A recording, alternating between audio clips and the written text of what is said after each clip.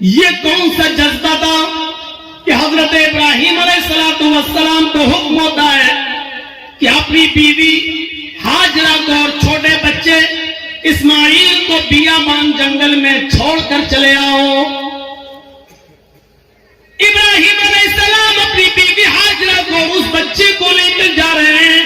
اس وقت تک بیوی کو پتا نہیں کہ یہ مجھے لے کے کہاں جا رہے ہیں. میرا شوہر ہے, جہاں جا رہا ہے میں بھی جاؤں گی. میرا شوہر ہے, مجھے ان کے ساتھ چلنا ہے. میرے پتی ہے, مجھے ان کے ساتھ جانا ہے. چند دنوں کے سفر کے بعد ایک بیابان جنگل آ جاتا ہے. اس بیابان جنگل کے اندر اپنی بیوی کو چھوڑ دیتے ہیں, اپنے بچے کو چھوڑ دیتے ہیں. ہاجرہ کو اسی جنگل میں چھوڑ دیا. اسماعیل جو ابھی اپنی ماں کا دودھ پیتے ہیں اسی جنگل کے اندر چھوڑ دیا.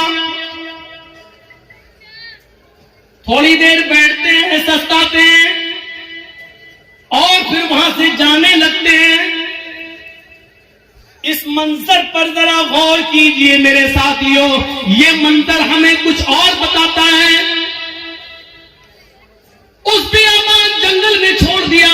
آج جس جنگل کو ہم مینا کے نام سے جانتے ہیں, مینا کی وادی کے نام سے جانتے ہیں, اس جنگل میں چھوڑ دیا ہے. آپ کو پہلے اس کی ایک کنڈیشن بتا دیں, آپ یہاں سے کلیہ چھت تک جائیں گے, جگہ جگہ پر آپ کو بجلی کے پول ملیں گے, جگہ جگہ پر آپ کو بجلی کے کھمبے ملیں گے, آپ روشنی پائیں گے اور سیدھے کلیہ چھت پہنچ جائیں گے. لیکن اس زمانے میں بجلی کے کھمبے نہیں لگے ہوئے ہیں. دن میں بھی سائیں بیت رہی ہے. ابراہیم علیہ السلام نے, ہاجرہ نے اس جنگل میں دائیں بائیں دیکھا, بڑے بڑے درخت تو لگے ہیں لیکن درختوں پر ایک چڑیا بھی نظر نہیں آ رہی ہے. چڑیا کیسے نظر آئے گی؟ کیونکہ دور دور تک پانی کا پتہ نہیں ہے, پانی کا نام و نشان نہیں ہے. چڑیا بھی ایسے درختوں پر اپنے نیسٹ, اپنے گھونسلے بناتی ہیں جہاں آس پاس پانی ہو, وہ پانی پی سکے اور اپنے بچوں کے لیے اپنی چونچ میں پانی کھینچ کر لا کر اپنے بچوں کو پلا سکے. جب جنگل میں دور دور تک پانی نہیں تو جنگل میں ایک بھی چڑیا, ایک بھی پرندہ بھی نہیں دکھائی دے رہا ہے. سوچو, ایسے بیابان جنگل میں حکم ہوتا ہے کہ یہیں اپنی بیوی کو چھوڑ دو. حضرت ابراہیم تھوڑی دیر بیٹھتے ہیں, پھر وہاں سے چلنے لگتے ہیں. ہاجرہ نے دیکھا کہ ابراہیم جا رہے ہیں. یہاں تو کوئی دکان بھی نہیں کہ کوئی سودا لینے جا رہے ہو, یہاں تو دور تک کوئی سبزی فروش بھی نہیں دکھ رہا ہے کہ جس سے سبزی خریدنے جا رہے ہو. جب ان کو جاتے ہوئے دیکھتی ہیں, اپنے بچے کو زمین پر لٹاتی ہے, زمین پر, اور پیچھے پیچھے چل کے کہتی ہیں کہاں جا رہے ہو. ابراہیم علیہ السلام نے اس جملے کا جواب نہیں دیا. کہاں جا رہے ہو کچھ نہیں بولا, سیدھے اور آگے بڑھتے ہیں. بیوی نے کہا رے میں پوچھ رہی ہوں کہاں جا رہے ہو. ابراہیم علیہ السلام نے ابھی بھی جواب نہیں دیا. ابراہیم علیہ السلام سیدھے چلے چلے جا رہے ہیں, پیچھے مڑ کر دیکھنے کا نام نہیں لیتے. نہ بیوی کو دیکھ رہے نہ بچے کو دیکھ رہے, چلے چلے جا رہے. ہاجرہ نے اب پیچھے سے ان کا دامن تھاما, پیچھے سے ان کا کرتا پکڑا, پیچھے سے ان کا دامن پکڑ کر کھینچا اور کھینچ کر کہا میں کچھ پوچھ رہی ہوں کہ کہاں جا رہے ہو. حضرت ابراہیم علیہ السلام نے ایسے اپنی بیوی کا ہاتھ پکڑا اور اس کو یوں پکڑ کے جھٹک دیا اور آگے بڑھنے لگے. تب بیوی چیخ کر کہتی ہے اے ابراہیم کچھ تو بولو, کیا میں نے آپ کی بیوی ہو کر آپ کی کوئی نافرمانی کی ہے؟ حق کی رفاقت کو ادا کرنے میں مجھ سے کوئی گستاخی ہوئی ہے؟ میاں بیوی کے جو حقوق ہوتے ہیں اس میں کوئی ہم سے کمی ہوئی ہے؟ خدمت میں کوئی کمی ہوئی ہے؟ آپ کی سیوا میں کچھ کمی ہوئی ہے؟ مجھ سے کوئی لفزش ہوئی ہے جو اس بیابان جنگل میں مجھے اور اس بچے کو اکیلے چھوڑ کے جا رہے ہو؟ ابراہیم علیہ السلام کی آنکھوں میں آنسو آ گئے، لیکن آنسو کو زمین پر نہیں گرنے دیا، آنکھیں چڑھا لی، نظریں آسمان پہ ڈالی اور آنکھوں سے گرنے والے آنسوؤں کو آنکھوں ہی میں پی گئے، اس کا ایک قطرہ بھی زمین پر نہیں گرنے دیا۔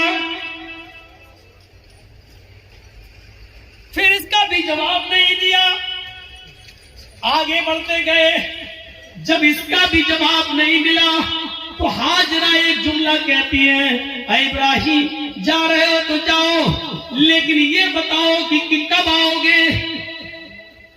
ابراہیم علیہ السلام کے پاس اس بات کا بھی جواب نہیں، کچھ نہیں بولے، آگے بڑھتے چلے جا رہے ہیں، خوشی خوشی لائے، اچھی باتیں کرتے ہوئے لائے، بیوی سے پیار بھری باتیں کرتے ہوئے لائے، لیکن جب جنگل میں چھوڑا تو ایسے پیٹ پھیر لی جیسے یہ میری بیوی ہی نہ ہو، جو پوچھ رہی ہے اس کا بھی جواب نہیں، بیوی کے سوال بھی غلط نہیں ہے، صحیح کہہ رہی ہے کہ مجھے اکیلے اس بچے کو اکیلے چھوڑ کے جا رہے ہو، اور وہ بھی بیابان جنگل میں، لیکن جواب نہیں ہے۔ آگے اور بڑھتے تو لاسٹ میں بیوی کہتی ہے، ہاجرہ اے ابراہیم جب تم جواب ہی نہیں دے رہے ہو، یہ بھی نہیں معلوم کہ کب آؤ گے، شام تک آؤ گے، کل آؤ گے، 2 دن بعد آؤ گے، 1 ہفتے کے بعد آؤ گے، 1 مہینے کے بعد آؤ گے، 1 سال کے بعد آؤ گے، یا آؤ گے ہی نہیں۔ کسی بھی سوال کا جواب جب تمہارے پاس نہیں ہے تو میں اس کو کیا سمجھوں؟ اس کا بھی جواب نہیں۔ کہتی ہے، آئے ابراہیم میں آپ کی بیوی ہوں، میں آپ کی امانت ہوں، پتہ نہیں آپ کب آئیں، اپنی اس امانت کو کس کے حوالے کر کے جا رہے ہیں یہ تو بتا دو۔ آپ 10 سال کے بعد آئے، 20 سال کے بعد آئے، 1 سال کے بعد آئے، 2 سال کے بعد آئے، اور اگر میں زندہ رہوں اور میری عزت و آبرو نہ بچ سکے، جیسے ایک بادشاہ نے میری عزت و آبرو سے کھلواڑ کرنا چاہا لیکن اللہ کی مدد کی وجہ سے وہ نہیں کر سکا، وہ اگرچہ سارا تھی، دوسری بیوی تھی، اور اس کے بدلے میں پھر اس نے ہمیں بھی دے دیا ایک لونڈی کی شکل میں، جس کو آپ نے اپنی بیوی بنا لیا۔ آئے ابراہیم مجھے یہ بتاؤ کہ اپنی ضمانت کو کس کے سپرد کر کے جا رہے ہو؟ اگر میری عزت و آبرو محفوظ نہ رہی، مجھے کس کے سپرد کر کے جا رہے ہو؟ بیوی جواب کہتی ہے، ابراہیم آپ نے مجھے کس کے حوالے کیا ہے؟ ہمیں کس کے ذمے سونپ کے جا رہے ہو؟ اس امانت کا ذمہ دار کون ہے؟ جب ہاجرہ نے یہ کہا، قرآن کے الفاظ، الہ من تترکنا، آپ نے مجھے کس کے سپرد کیا ہے، آپ نے مجھے کس کے حوالے کیا ہے؟ تب ابراہیم علیہ السلام اب اس کا جواب دیتے ہیں، لیکن ہاجرہ کی طرف دیکھ کر نہیں، بچے کی طرف دیکھ کر نہیں۔ اگر پیچھے گھوموں گا بیوی کی شکل دکھے گی، معصوم بچے کو دیکھ لوں گا تو کہیں بیوی کی اور بچے کی محبت میرے دل میں نہ آ جائے، اور پھر میں جس کام کے لیے اللہ کے حکم سے جا رہا ہوں اس کام سے کہیں میں رک نہ جاؤں۔ ایمانی طاقت دیکھیے، ایمانی اس طاقت کی وجہ سے وہ بیوی کو نہیں دیکھ رہے ہیں، بچے کو نہیں دیکھ رہے ہیں، بیوی کی محبت ہے، بچے کی محبت ہے، لیکن ایمان کی طاقت دیکھیے کیا کہتے ہیں، نہ بیوی کو دیکھنا گوارا، نہ بچے کو دیکھنا گوارا، اور بیوی کہہ رہی ہے کہ مجھے کس کے سپرد کر کے جا رہے ہو؟ اس جنگل میں تو چڑیاں بھی نہیں ہیں، ہمیں اس جنگل میں رات ہوگی، خطرناک جانور بھی تو آ سکتے ہیں، میرا کیا ہوگا؟ مجھے بتاؤ مجھے کس کے سپرد کر کے جا رہے ہو؟ ابراہیم علیہ السلام نے قدم آگے بڑھاتے بڑھاتے چلتے چلتے جواب دیا، اللہ، آئے میری بیوی، میں نے تجھے اور تیرے اس بچے کو، میں نے تجھے اور اپنے اس بچے کو اللہ کے سپرد کر دیا، اللہ کے حوالے کر دیا ہے، یعنی اللہ نے مجھے چھوڑنے کا حکم دیا، میں نے اللہ کے حکم سے تجھے چھوڑا، اس بچے کو چھوڑا، میں کہاں جا رہا ہوں مجھے پتا نہیں، اللہ جہاں لے جائے گا میں جاؤں گا، جو حکم دے گا میں کروں گا، کب آؤں گا اس کا کا بھی کوئی پتہ نہیں، جب تک اس کی اجازت حکم نہ ہوگا میں نہیں آؤں گا۔ آئے میری بیوی، میں نے تجھے اور اس بچے کو اللہ کے سپرد کر دیا ہے، اللہ کے حوالے کر دیا ہے۔ اب ابراہیم علیہ السلام کی بیوی کا بھی جواب سنو، جب دیکھ لیا کہ میرے شوہر نے مجھے اللہ کے سپرد کر دیا تو اس کے ایمان کی کیفیت دیکھو۔ اب ہاجرہ کے اندر بھی اللہ کا نام سن کر جو ایمان پیدا ہوا، جو ایمانی طاقت آئی، اب اس جنگل کے خطروں سے نہیں ڈر رہی ہے، اس بیابان جنگل سے نہیں ڈر رہی ہے، اس جنگل کے اندر رات میں کتنے خطرناک جانور آئیں گے ان سے نہیں ڈر رہی ہے۔ ابراہیم سے کہتی ہے جب آپ نے مجھے اللہ کے سپرد کر دیا، اللہ کے حوالے کر دیا، جائیے، اب آپ کو رکنے کی ضرورت نہیں ہے۔ اِذَا لَا يُضِيعُ اللَّهُ أَبَدًا۔ اے ابراہیم، میری طرف سے اور بچے کی طرف سے بے فکر ہو جائیے، چنتا مت کریے، گھبرائیے نہیں، اللہ ہم کو ضائع نہیں کرے گا، اللہ ہم کو برباد نہیں کرے گا، اللہ ہمارا نقصان نہیں کرے گا، کیونکہ آپ نے مجھے اللہ کے حوالے کر دیا ہے، اللہ کے سپرد کر دیا ہے۔ یہ ہوتی ہے ایمان کی طاقت جو آج ہمارے اندر نہیں ہے۔ یہ ایمان جب ہمارے اندر نہیں ہے تو ذلت تو آئے گی، رسوائی تو آئے گی۔ اللہ نے اسی ایمان کے بارے میں کہا تھا وَلَا تَهِنُوا وَلَا تَحْزَنُوا وَأَنْتُمُ الْأَعْلَوْنَ إِن كُنتُم مُؤْمِنِينَ۔ ہم عزت دیں گے، بلندی دیں گے، لیکن ایمان پہلے پیدا کرو اپنے اندر، مومن بن کر دکھاؤ۔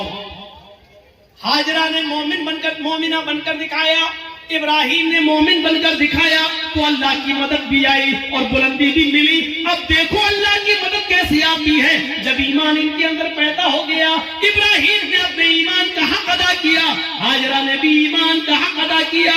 ابھی تک پیچھے دوڑ رہی تھی کہ بتاؤ میرا کیا ہوگا، لاسٹ میں کہتی ہے کہ مجھے کس کے سپرد کر کے جا رہے ہو؟ جواب ملا اللہ کے۔ ہٹ جاتی اور کہتی اب جاؤ، ہمارے اور بچے کی طرف سے بے فکر ہو جانا، اللہ نے جو حکم دیا اس کو کریے، اللہ ہمیں ضائع نہیں کرے گا، اللہ ہمیں برباد نہیں کرے گا۔ وہ اس بیابان جنگل میں رک جاتی ہے، اسی جنگل میں رہنے لگتی ہے۔ غور کرو کہ اس جنگل میں 2 یا 3 دن کے لیے ہی پانی تھا، 2 یا 3 دن کے لیے ستو تھا، اس کے علاوہ ہاجرہ کے پاس کچھ نہیں تھا۔ ستو ختم ہو جاتے ہیں، پانی ختم ہو جاتا ہے، کوئی قافلہ بھی وہاں سے گزرتا نہیں ہے۔ کیوں کوئی قافلہ گزرے گا؟ کوئی بستی بھی آباد نہیں ہے، دور دور تک پانی کا پتہ نہیں ہے۔ میں ماں ہوں، 2-4 دن بھوکی پیاسی رہ سکتی ہوں، لیکن یہ معصوم بچہ ہے جو میرا دودھ پیتا ہے، جب مجھے کچھ ملے گا نہیں تو دودھ بنے گا کیسے؟ میں کھاؤں گی تو دودھ بنے گا، جب دودھ بنے گا تو بچہ پیے گا۔ میں پیاسی ہوں، 2-4 دن رہ سکتی ہوں، لیکن بچے کو پیاسا کیسے رکھا جا سکے؟ غور کرو، تمام سب کو شبہات اس عورت کے دل میں ہے، لیکن اللہ پر بھروسہ ہے، ایمان ہے اللہ کی ذات پر۔ اپنے بچے کو لٹاتی ہے، کہتی ہے چلو کوشش کر کے دیکھتی ہوں پانی مل جائے۔ دائیں دیکھا، بائیں دیکھا، اس کو کچھ نظر نہیں آ رہا تھا۔ سامنے ایک پہاڑی نظر آئی، اس پہاڑی کے اوپر چڑھ جاتی ہے، اپنے بچے کو زمین پر چھوڑتی ہے، اس پہاڑی کے قریب جاتی ہے۔ اس پہاڑی کا نام ہے صفا۔ اس پہاڑی پہ چڑھ کر، اونچائی پہ چڑھ کر نیچے کی طرف دیکھتی ہے۔ ہم تو مسجد کی چھتوں پہ چڑھ کے چاند کو اوپر کی طرف دیکھتے ہیں، عید کا بقرعید کا چاند۔ وہ اونچائی پہ چڑھ کر نیچے کی طرف دیکھتی ہے، شاید اس پہاڑی کے نیچے کوئی بستی رہتی ہو، کوئی گاؤں ہو، کوئی اللہ کے بندے رہتے ہو، اور میں ان سے تھوڑا سا پانی مانگ لوں بچے کو پلانے کے لیے۔ وہ جس امید کے ساتھ گئی، اس کی امید پوری نہیں ہوئی۔ پہاڑی پہ چڑھ کے نیچے دیکھتی ہے، لیکن وہاں کوئی بستی نہیں ہے، کوئی آبادی نہیں ہے، کوئی گاؤں نہیں ہے۔ اس نے اس بستی، اس پہاڑی پہ چڑھ کے پھر گھوم کر دوسری طرف دیکھتی ہے کہ ادھر بھی ایک پہاڑی نظر آ رہی ہے۔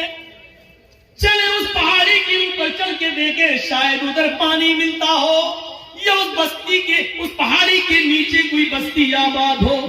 وہاں سے چلتی ہے، کچھ دیر رک کے چلتی ہے، سلو چلتی ہے، اور بچے کی پیاس جب اس کے دماغ میں آتی ہے تو تھوڑا سا تیز دوڑتی ہے،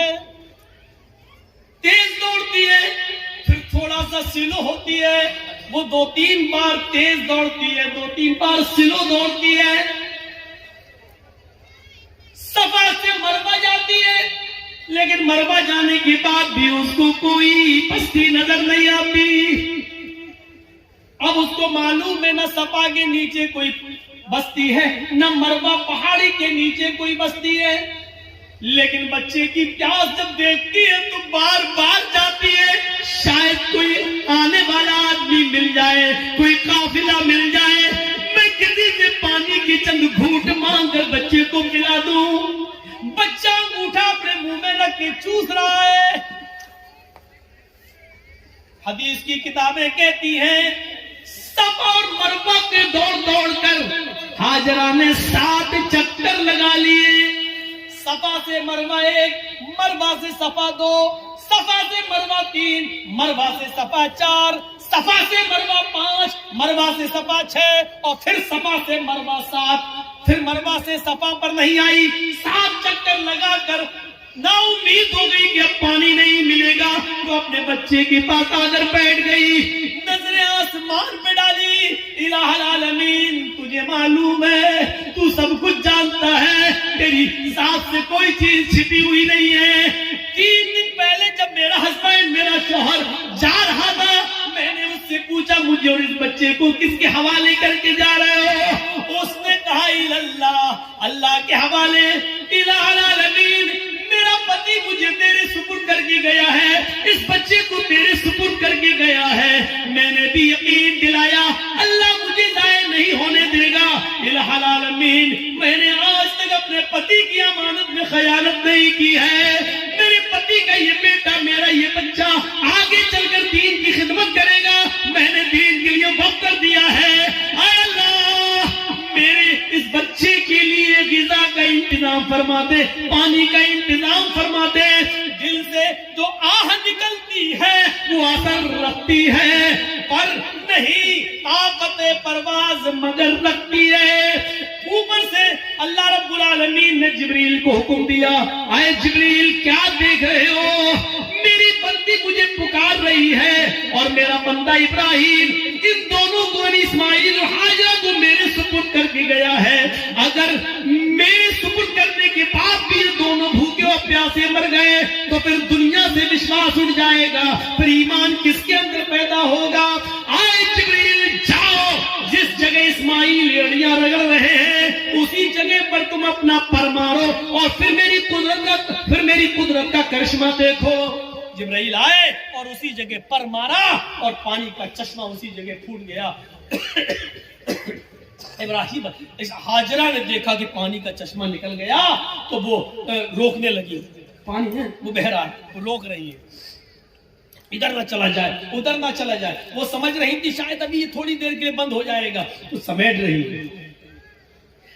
رہی ہے اور جذبات میں کہہ رہی پانی تو بہتا جا رہا ہے، وہ ایسے لیتی چلو ایسے روک رہی ہے اور کہتی زم زم، عبرانی زبان کا لفظ زم زم، ارے کہاں جا رہا، رک رک رک، زم زم، زم زم کا مطلب رک رک، ٹھہر جا۔